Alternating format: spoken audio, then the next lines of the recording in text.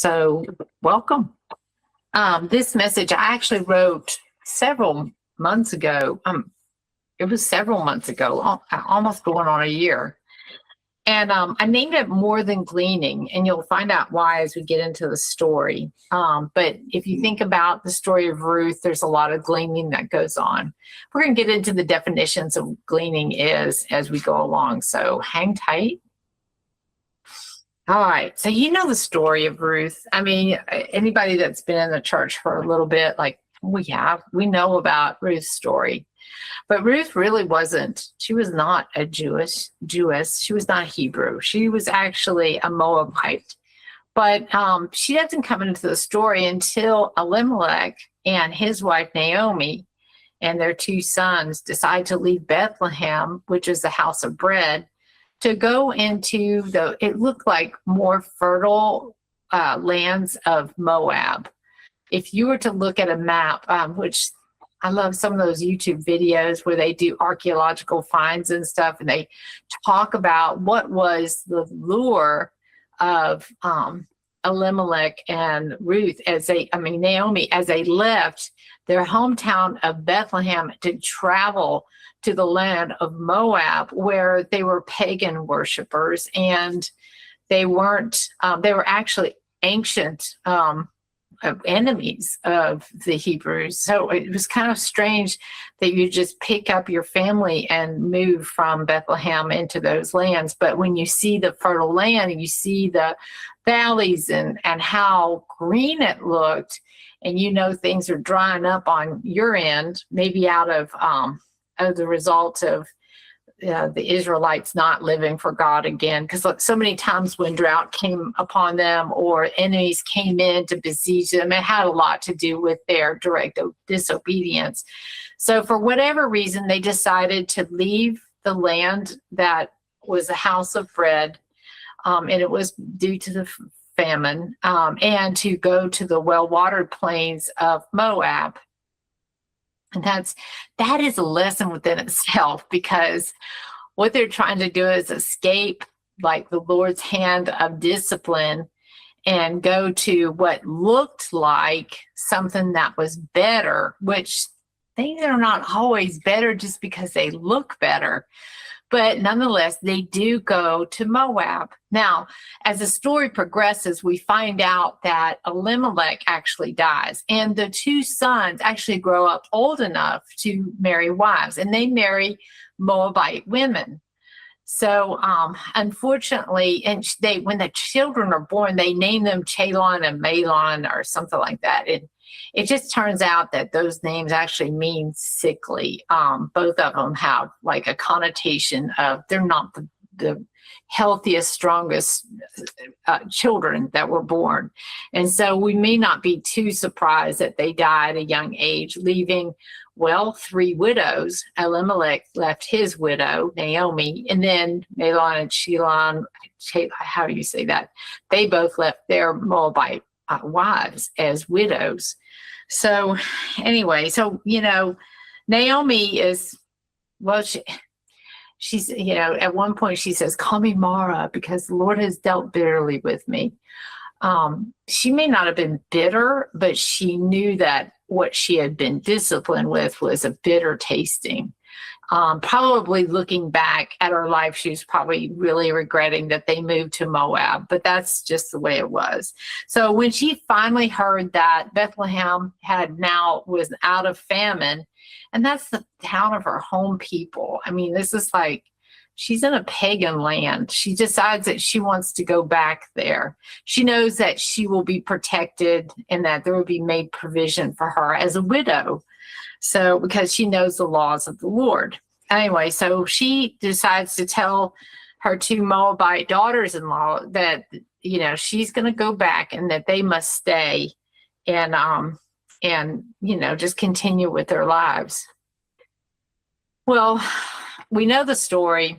she does continue. She does go on to say to them, look, I need to go back. Y'all need to, I can't have children. I'm not going to, even if I had sons, even if I could produce sons, you wouldn't wait around for them to grow old enough to, marry. And she didn't want them to end their lives, their married lives, or their lives as women, unmarried. She knew that was probably going to be her fate, that she would probably never remarry, but she didn't want them to enter into that as well. But Oprah was actually convinced to go back. And as you can see, I found this one picture, doesn't it look good?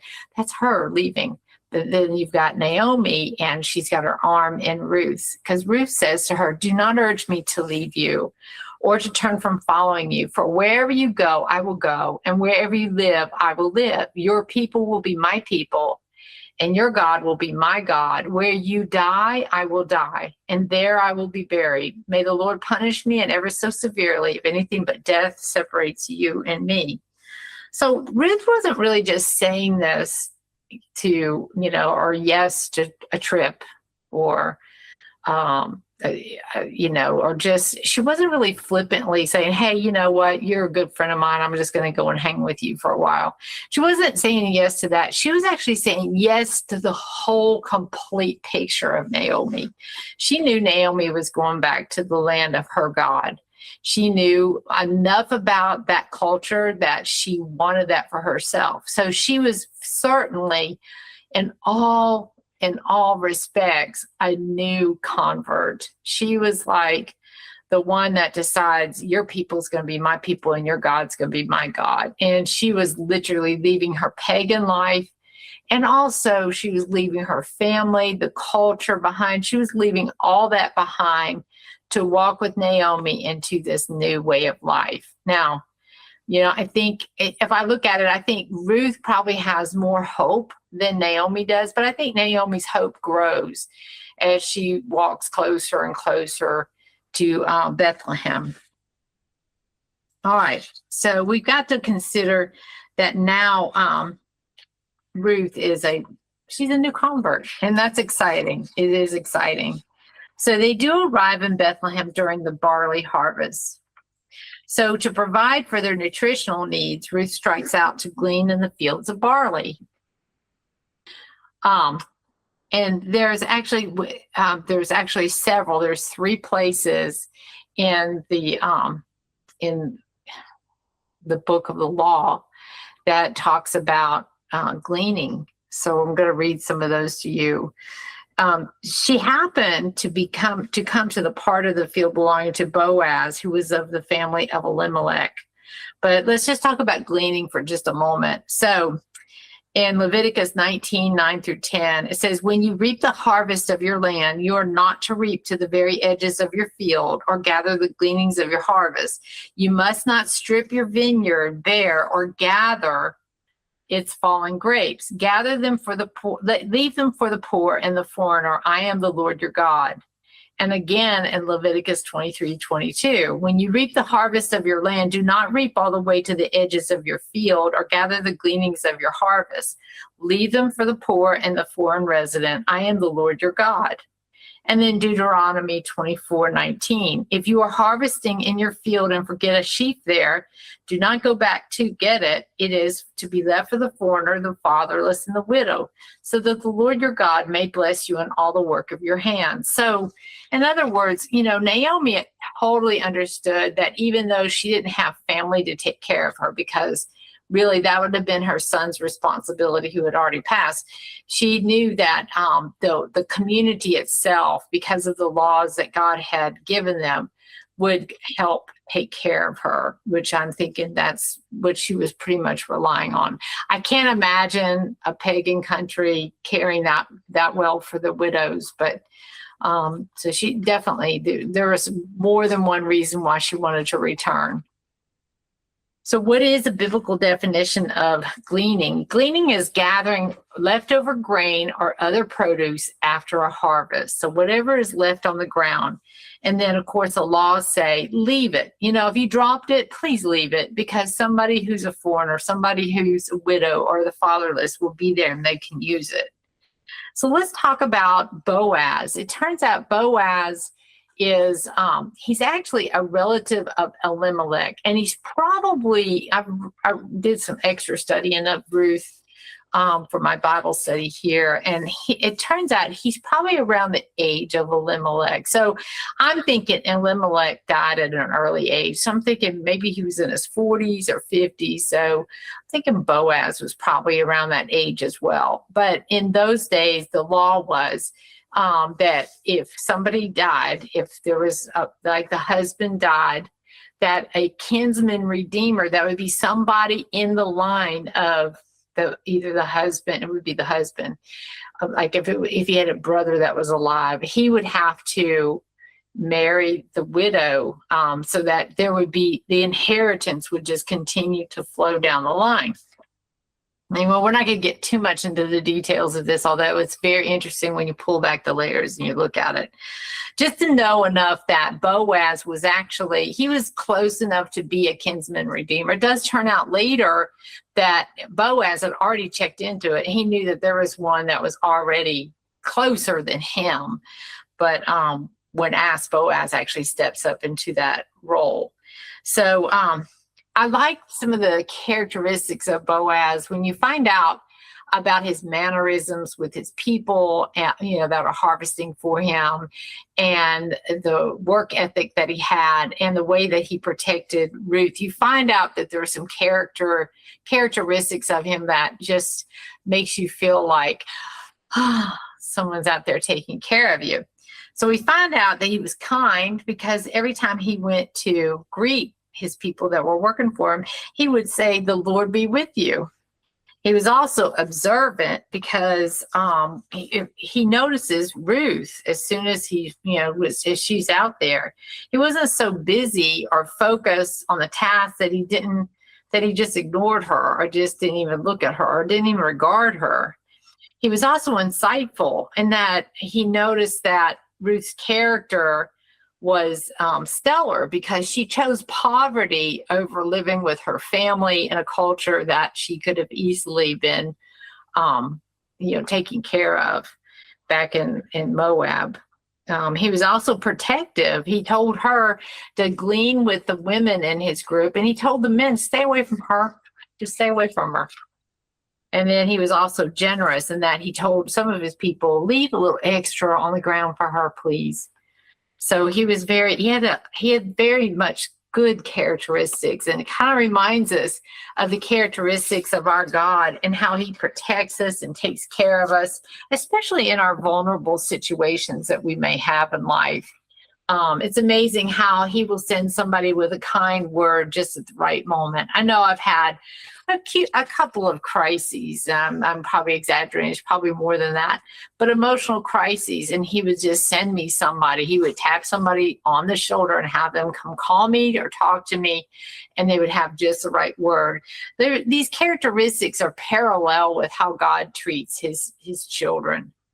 So let's go on to the next one. All right. So there were two harvests. Now, the one that she comes in, when Ruth and Naomi get to Bethlehem, they come in at the barley harvest. So let's just talk about that.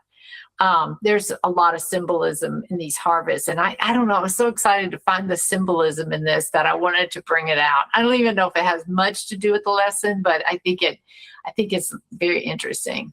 So the barley harvest was the first harvest of the calendar year. So it's also associated with the first fruits and the idea of offering the best to God.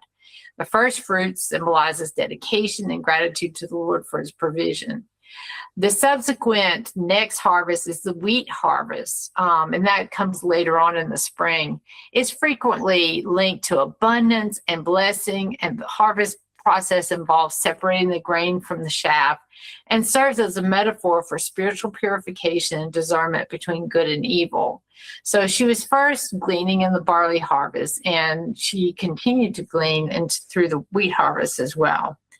And I don't know, I just wanted to share that. So you have to really think about how Naomi's feeling about everything. If she's very excited that Ruth has actually happened upon the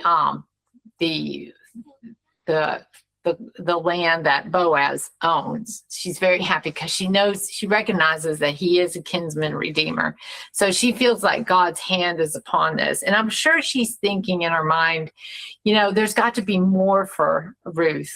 And, because she doesn't have sons to give her. And she knows that Ruth has chosen the hardest part, and that is to take care of Naomi. And who in the world will be taking care of Ruth eventually? So I think Naomi, it doesn't take her long to figure out, wait a minute, we could really, if we kind of move in this direction, this actually might happen for us in a very positive way. And so they don't really want to glean for the rest of their lives. They really want more for their life than that. So Naomi has some thoughts, and I just captured this one little thought. There were more words that she said, but it's in Ruth 3, verse 1. One day, Ruth's mother-in-law, Naomi, said to her, "My daughter, should I not seek a resting place for you, that it may be well with you?" So this is like Naomi's thinking, there's got to be more for Ruth, but also she's got to think there's got to be more for herself as well. And so, that means that she's not wanting for them to have to glean for the rest of their lives. She would really like for Ruth to have her own house of comfort and safety and a husband and children.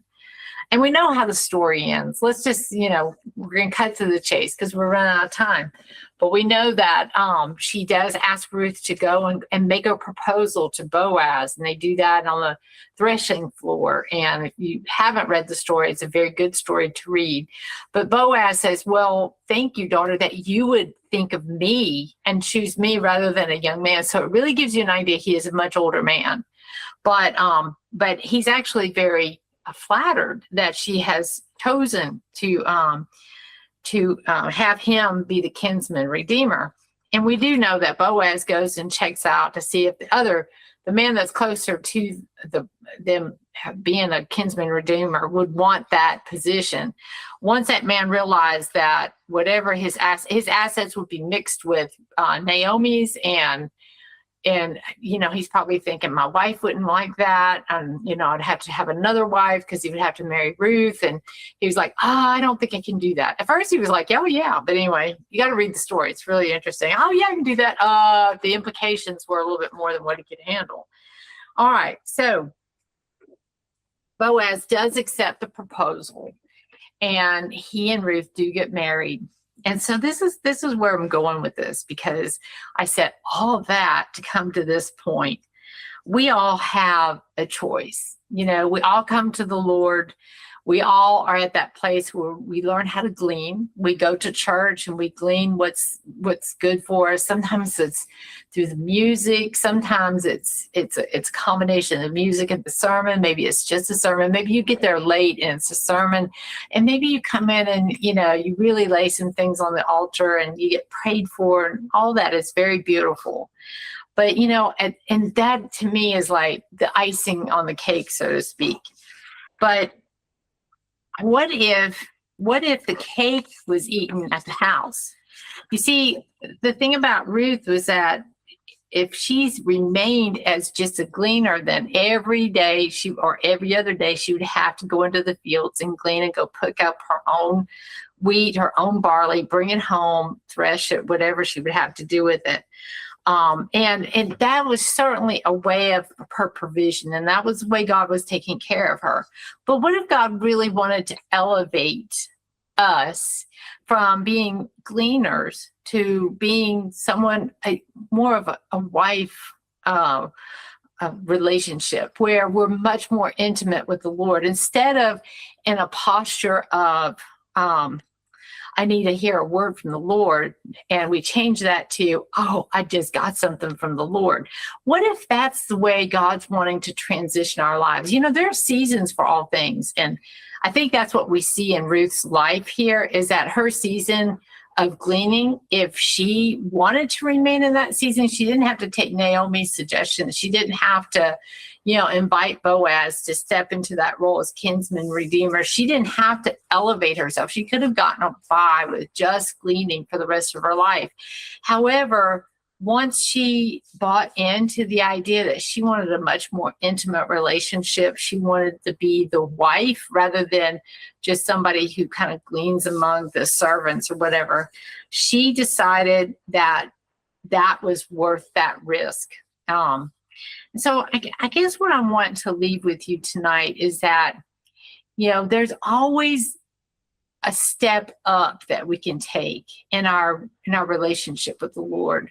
We're all going to the same place. That's true.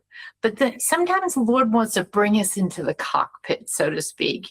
He wants to give us like a view from the intimate place that he's in so that we can really see things as he sees them, elevate the way that we perceive him and have relationship with him. And I'm not saying that once you do that, you never have to go to church. I'm just saying that really adds to your church experience. I've often said, if you go to church and you hear confirmation of what God has already been dealing with you about, it's so impacting. But if you go to church and you're just gleaning, then you are just getting the seeds. You're just getting the seeds that have to germinate for a time.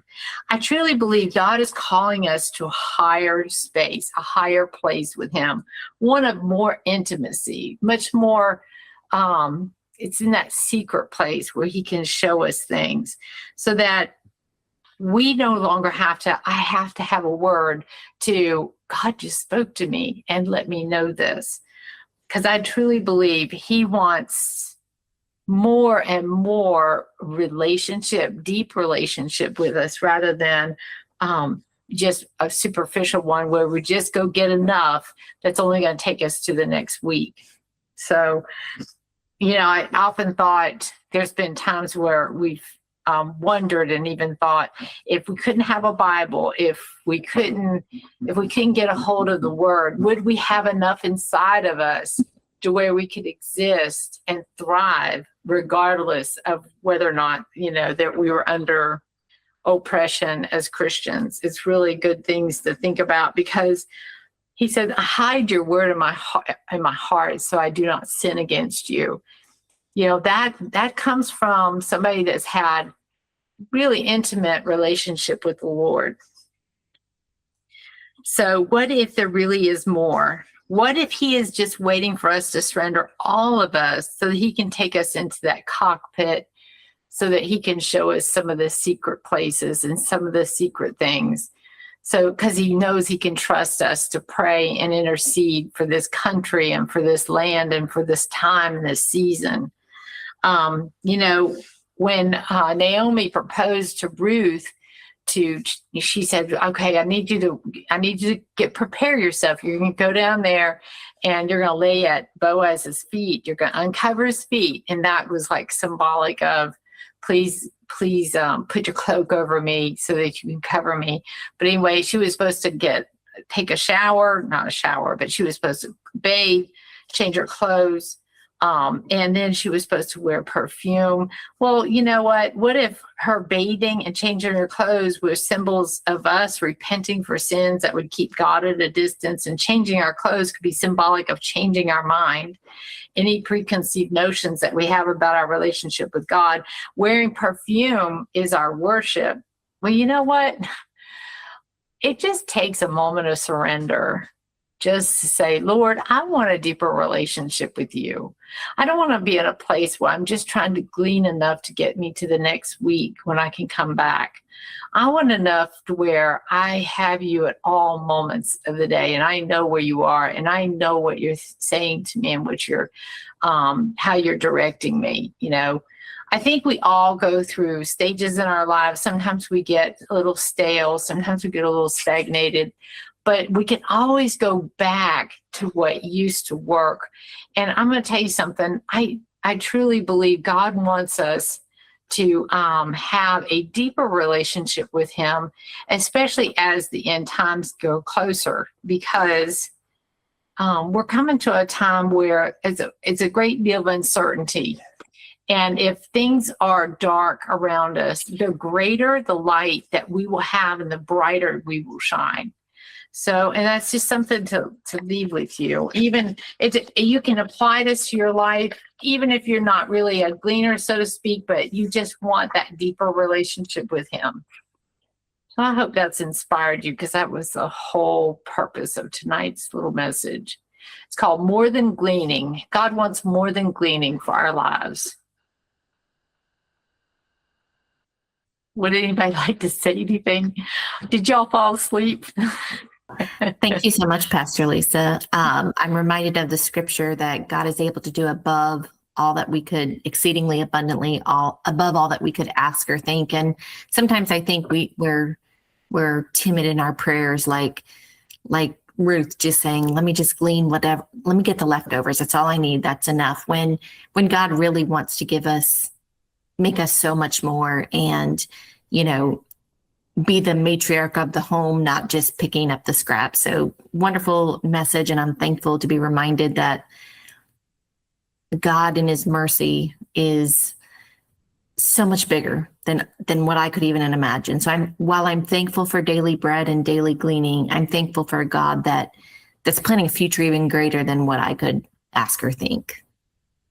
Yes. Thank you, Beverly. Yeah. I mean, what if he knows, and he does know, our potential, and once we really align ourselves with what he's wanting to do in our lives, how that could be impacting the people around us.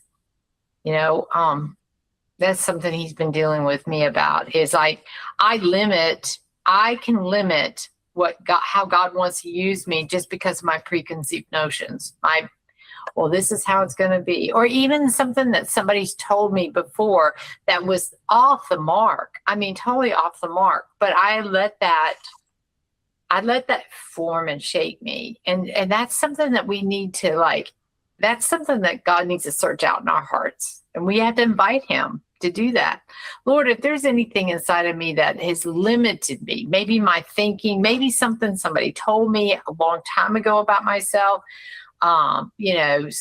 sometimes parents even will say something inadvertently to a child, not realizing that God can take that very characteristic and make it on fire for him. And the parent is like, they only see the negative part of that characteristic. And so they make this off statement, and that's something that the child internalizes even into adulthood. So, I mean, it really does, you have to decide, I don't want to stay just gleaning whatever is left over. I really want the fullness of what God has for me. And if that means marrying Boaz, I'm not telling y'all to divorce your husbands. That's not what this is about. But if that means marrying Boaz, if it means because I'm going to tell you something, I just don't think Ruth even thought, oh, I'll go marry that old guy. I don't think she thought that. I don't think she had the hots for Boaz. Do you? I think when Naomi brought that up, it was coupled with faith. And I believe Ruth had enough faith and hope to know that God was wanting to redeem her and her mother-in-law. And of course, we all know Ruth is in the lineage of Jesus Christ. So, I mean, there are some major things that happened in Ruth's life just because she said, I'm willing to step out of the norm and do something that's just, unexpected. Look at what she did. She followed Naomi into a whole culture she wasn't used to. She married an older man who's probably around Elimelech's age. She had a baby, and then she made her mother-in-law like the nanny of the baby. So she and her mother-in-law raised that baby. And of course, he was Obed. And then Obed grew up and had Jesse. Jesse grew up and had David. And we know David was in the line of Jesus Christ. So look at all that, because she was willing to step outside the box and think, you know what? I aspire for something more. I aspire for something more. And it's just probably not something that she thought about. So I guess I'm challenging us tonight. I don't know what God has planned for you. I do know that our church is probably the best place for ministry to be born. I've seen more ministries leave the church. I mean, like grow up, mature, and then move on. And I'm not saying I don't want any of y'all to leave. That is not what I'm saying. I'm just saying I've just seen a lot of, and I mean, it's almost like it's wonderful to see that, because really that shows that there's reproductivity in our church. That's the way every church should be. I mean, the church, what was the church that Paul and Barnabas were in? I can't think of the name. But anyway, that church was also birthing ministers. Which one is it? Beverly, you know. You don't know. Which church was that? What was so bad? It was the one that Paul came out of. And Antioch? What is it? Antioch? Yeah, Antioch. Thank you. It was Antioch. I knew it began with an A. Anyway, yeah. So anyway, our church is similar to that. I really do. I feel like the pastor is not threatened by other people living up to their potential. And so it gives people space to grow. And, you know, of course, anytime somebody leaves, and the pastor says, I'm sorry, but that's not in the will of God. But then he does something very sweet, and he prays over them and wishes them well. And that's what you want to see in a pastor and in a minister. So anyway, but, you know, just remember, the only thing that limits us is us. That's all. I'm the one that limits me. That's good, Pastor. So good, Pastor Lisa. Such a good thought for lesson tonight. Yes. Very good. Thank you. You're welcome. Thank you. Yes. I like the analogy that you gave, that he wants to take us not just, you know, on board, but have him in the cockpit.